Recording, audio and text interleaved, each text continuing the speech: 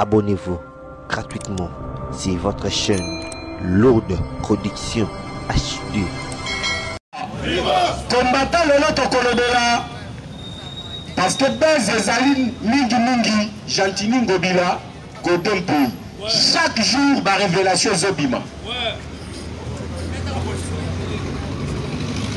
Un responsable a confié aux autres le Malelo, la ville province à Kinshasa, et Gentini Ngobila te, et Golden Pays, mais ça biso peuple congolais, biso peuple quinois. Oui, oui. D'autres sont responsables.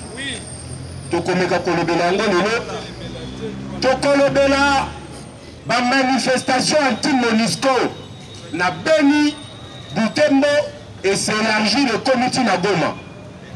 Donc toute la population est contre la Monisco, la présence de la Monisco. Et puis toujours c'est à l'Assemblée nationale bakende coordonner pour Monisco. Batala Moussalani Monisco à Sali na Congo. Et qu'est-ce que la Monisco devrait faire? Ceux qui va moni que Monisco a sali de l'autre côté, bakanga bisaka na bango, bazonge pa na bango. Parce que tant nazo bisabilo de bana Beni Butembo, bazotanga lisusu te. Syndicat d'enseignement à Congo et lobby batele misana baku na Beni Butembo. Pourquoi? Parce que la manifestation est au Salima, moyen pas na batanga ezate. To komeka kolobela yango lelo, mais to kochite na oyo tali audition ya nanga na seni oyo salena kilobi na kati assemblée nationale. Corneille Nanga a formulé ma proposition na ye, et même par coïncidence, Martin Fayoulou Pelobi à cela qui proposition de loi sur la réforme de la loi électorale, to komeka kobeta masolo angolelo, to analyser to eba, oya malamu ezanini, oya mabe ezanini, qu'est-ce qu'il faut soutenir et qu'est-ce qu'il faut rejeter. Souka to kochite na gouvernement parce que batutu bazoze la sortie à gouvernement et je vous assure lobby, quand le président de la République a eu qui a lancé à travers la construction de la site qui a abrité la francophonie, na kosonga na ye population tenda ki na zela ezosenga kaka sortir à gouvernement. En tant que démocrate, Félix Tshisekedi a telemi a yoki base na ye. Yolobaka na IDPS fatia sala kanini. Alors la sortie du gouvernement c'est pour bientôt, dans quelques heures. Ezaki na babino komoko bandaki o retardé sortir au gouvernement to lobela ki yango bato bazala ki cité na insécurité à est. Bato baza cité devant la justice. Bato bazala ba problème contre la justice congolaise. Batiaki bango na ba kombo ya ba candidat ministrable. Yango président Boyaki. Alobi yo soki oza na problème la justice. Okoki jamais kokota na gouvernement. Ceux qui kombo na yo etangami na bato bazo créer sécurité na est, okoki jamais kokota na gouvernement.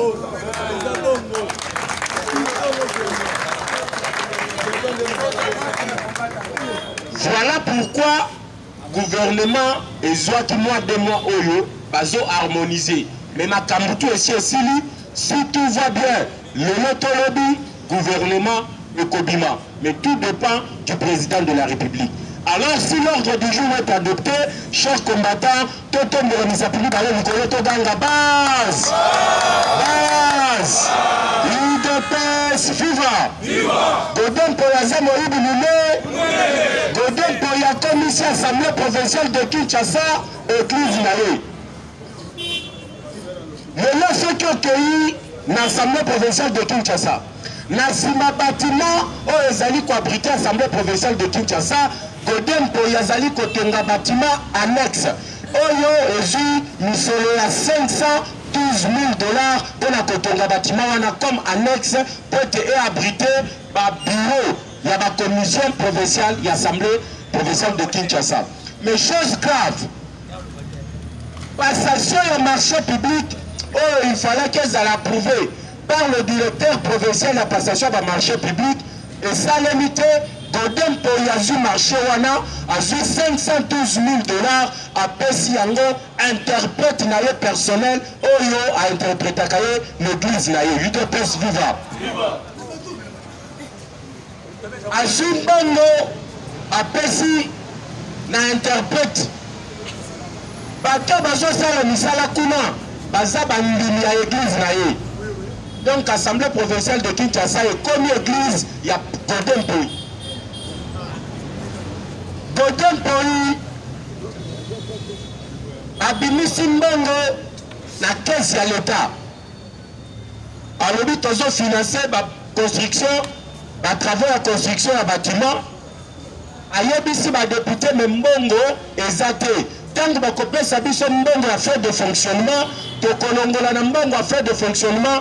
Poto futa bato bazo sala misala alors que akenda ki kokomela gouverneur Jean-Tini Ngobila oyo apesaki autorisation akendo bimisa 512 millions na banque commerciale na ville ya Kinshasa pour na ba travaux wana alors que mbongo bimaki déjà nazo ya koyebisa ba député que mbongo a fait de fonctionnement yango bakokendo sala ngo misala wana ça s'appelle détournement.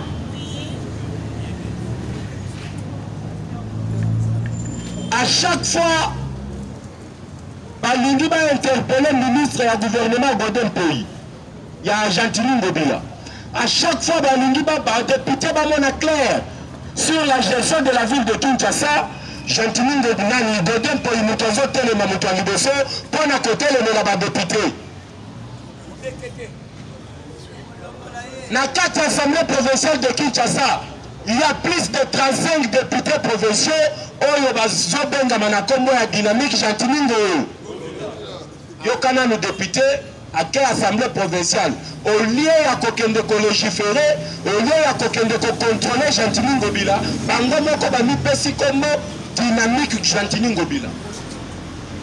Donc baza corrompu par Jean-Tini Ngobila moyen balongola Ngobila ezate je vous l'assure parce que plus de 35 députés sur 40 quelques 48 députés oyo assemblée provinciale de Kinshasa baza nango baza sima Ngobila baza na poche Ngobila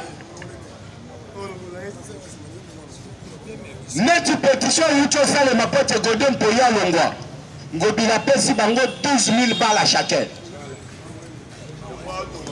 bazu 12 000 $ à chacun pour être quoi il sa Godin Mpoyi te UDPS Viva chose grave oyo ya biso azali vice-président Chibalabala toyebisi ye akeba parce que bakombata batalaka motu te ozala ya UDPS soki okoti na banti-valeur okokutana na bakombata na nzela na Chibalabala c'est un avocat ayebi mibeko soki bakotisi pétition contre le président de l'Assemblée provinciale de Kinshasa. Par ici 4 pétitions pour les membres de 4 assemblées provinciales de Kinshasa.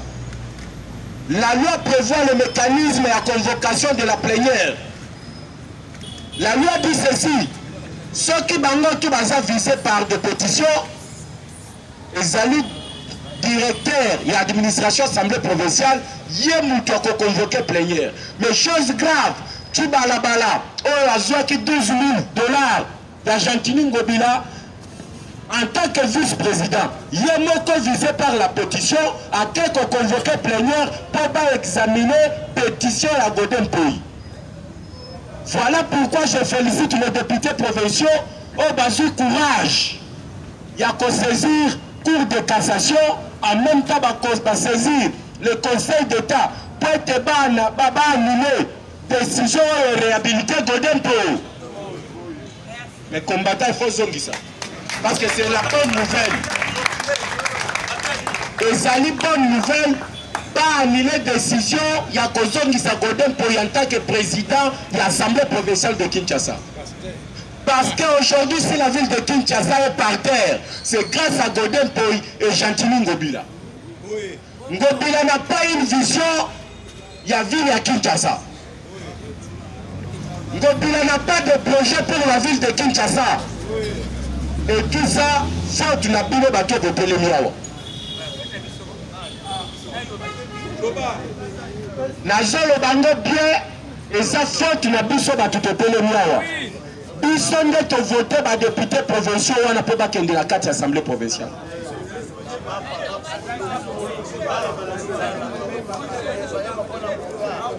Je le dis, les abusés peuple congolais. Alors, dans l'élection 2023, ils étaient nommés de Kokota na Likamba réforme ya ba loi électorale. Les noms na Congo, ceux qui viennent du 30% des députés bazaki nommés, mais la plupart biso te votent qui bango. Yo ko bisanga ke vota Molière te, ko bisanga vota les airs Kambote. Bo vota bango, na bana na bango bo vota bango. Alors totika koki ma responsabilité na biso peuple pour na koloba ke non ba vota ki bango. Nous sommes aussi responsables. Au vota ki bango pour na nini? Parce que zala ki journaliste azo tia makelele na télévision, au moni ke muto na za muto malonga au voter. Mais le lot la résultat zo pesa yo.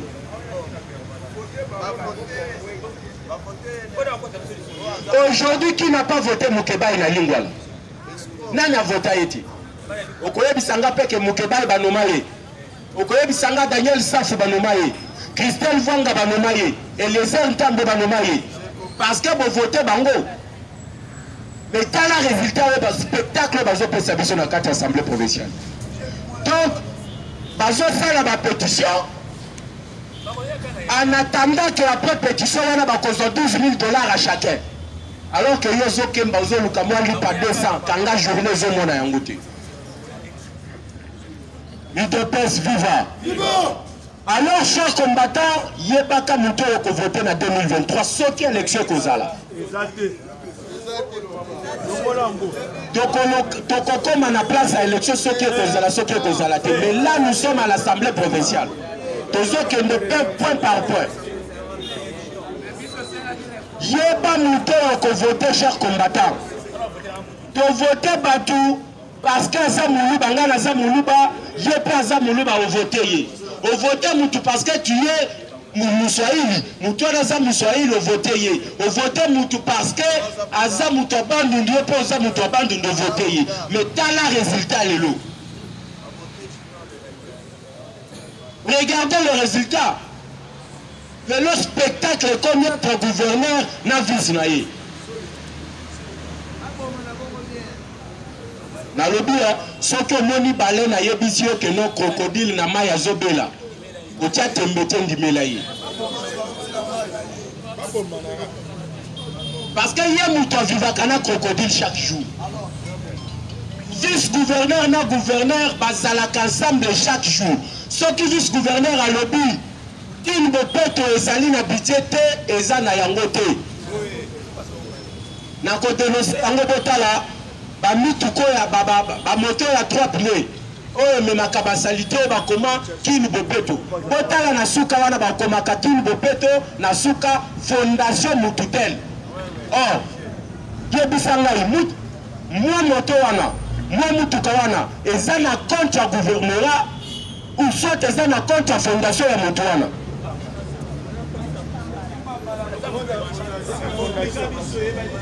La ville de Kinshasa, tozalaki na société à Raskin.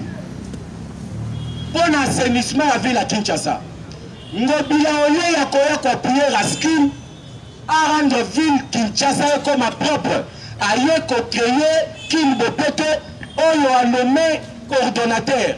Ozali camarade na ye a nommé ba coordonnateur na ba commune o bazali bandeko na ye et je vous dis bazwaka 12 000 $ chaque fin du mois pour l'assainissement ya ville à Kinshasa.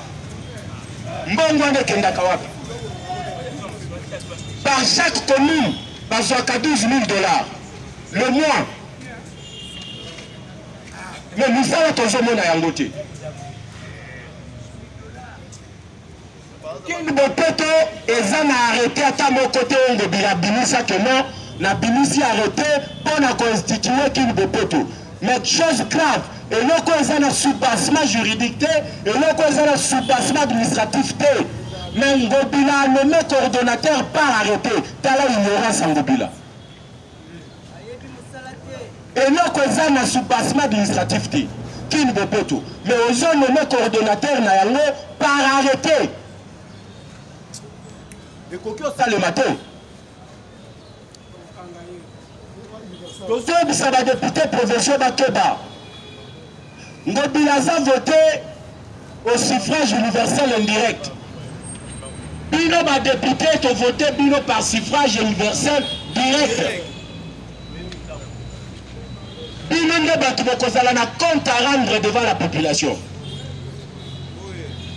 Toyebi ba quartier na Bino, toyebi ba commune na Bino. Ndenge to bandaki osala ba campagne pour na Bino. Ceux qui te montrent que trop c'est trop, Bino ne peut pas rendre compte. Nous allons nous en prendre à vous. Biso toyebi Ngobila te. C'est l'Assemblée provinciale où était Ngobila, la même Assemblée provinciale. Et ça a droit à Kolongola Ngobila. Le 2 ans Ngobila Sali, en tant que gouverneur à Ville à Kinshasa, aucune réalisation. Aucune réalisation. UDPS viva. Viva. Calamité, il faut se prendre en charge. Oui. Qui n'a pas eu, qui n'a pas eu Butembo. Population zola la tête. Balobi Monisco et Kende. Biso pena Kinshasa pour la sauver ville à Kinshasa. Il faut que tout Tanazela Ngobila Salalini. Ceux qui va député ou na sombi bango na ba $12,000 à Kosomba biso peuple congolais. Il faut que tout Tanazela to réclamer de part Argentine Ngobila. Parce que la ville de Kinshasa est une image à la République démocratique du Congo. Ceux qui vivent de Kinshasa est banni et ça Congo Mobimbo est banni. Et c'est la vision du président de la République qui est piétinée par Argentine Ngobila. Alors que les députés provinciaux, les Peter Kazadi, les Moukebaï, les Jekoko Moulumba, voici le moment côté à peuple congolais. Si vous étiez voté réellement par les Kinois,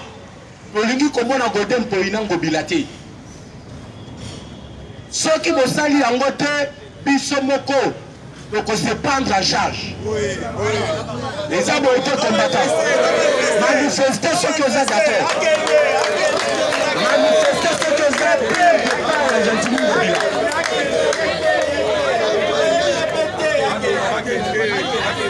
Le message est bien passé. Peuple Kinois a sali pour départ. Il y a Godem pour une Argentiningo. Vous voyez qu'il n'a continué à dire parce que plénière est adopté de par l'Argentiningo, Bilana Godem Pouy. Le nom, chers combattants, la route on va s'y aura en élection 2023. Mais l'Obi Boyoki, Corneille Nanga, Azalaki na kati Assemblée nationale lobby.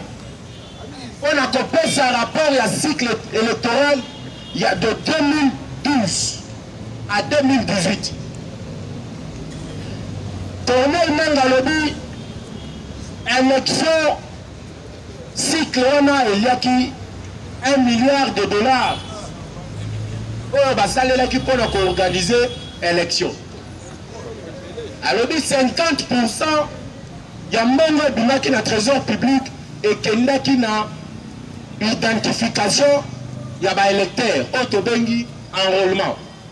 Donc ceux qui ont eu $1 milliard divisé par les 50% où il y a le bâti, donc c'est 500 millions de dollars. Oh, bah ça là qui prend un enrôlement, il y a des électeurs, UDPS viva. Oh, Bohuta qui Kolanda, directeur, il y a ONUP. Hier, le Baki, avec 350 millions de dollars, on peut recenser le Congolais. Donc, on aura recensé le Congolais dans une année et demie, avec 350 millions de dollars. mais enrôlement à l'électeur. Parce qu'il faut faire la différence entre l'enrôlement des électeurs et l'identification de la population. UDPS viva. Awa tokota kakaka pona kopesa info te pesa kape pédagogie. Parce que batu bazo sala confusion entre recensement et identification des électeurs. UDPS viva. Tolo bateau, tolo bateau. Qu'est-ce qu'on appelle le recensement du peuple? Recensement ezali mutu nyonso o azali congolais. Nazol préciser kobanda mwana wa uchobota malelo aza na jour moko. Il faut pas identifier parce que aza congolais. À partir ya mwana muke tina vieillard asuka toko identifier bango wana to bengi recensement ndelo ko bazo benga recensement. Mais identification ya ba électeur ezo banda partir à 18 ans. Donc ceux qui ont à 18 ans majeurs selon la loi au matin Nicolo wana nde ba bengi identification ya ba électeur.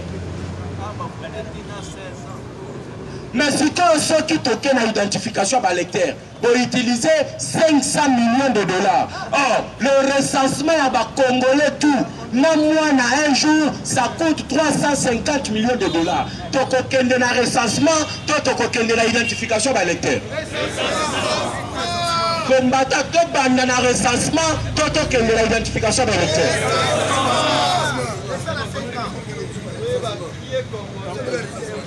Voilà comment le pays a été dirigé par Kabila. Oh, la Mbongo à l'État, sans suivi. Mbongo à l'État pour les élections avec la machine à voter. Machine à voter, n'a habité ordinateur Nimi. Oh, ils ont un système d'impression. Imprimante incorporée. Oh, ils ont coûté 1500 dollars. Machine à voter Moko, ça coûte 1500 dollars. Et le lot, que plus de 5000 machines à voter est tombé en panne exatée. Combattant Zala na culture ya kolanda information.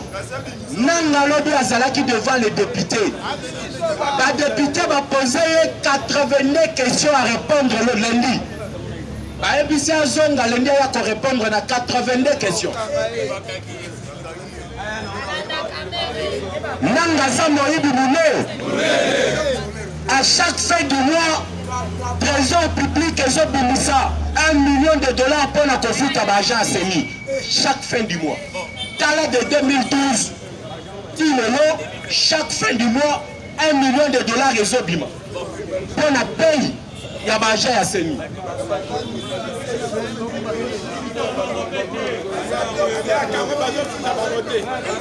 Or, UDPS viva. Ceux qui ont créé la CENI, au Kokuta Baja Bazolela Baza impayé, Bazo Futamate, na ba province kuna na Est, Baoucho Sala marche, Baja CENI, Balobi depuis l'élection Salema, il le batika la cause salaire de Bangote. Or, chaque fin du mois, l'État Zobimisa 1 million de dollars. Mbongo Zokende wapi.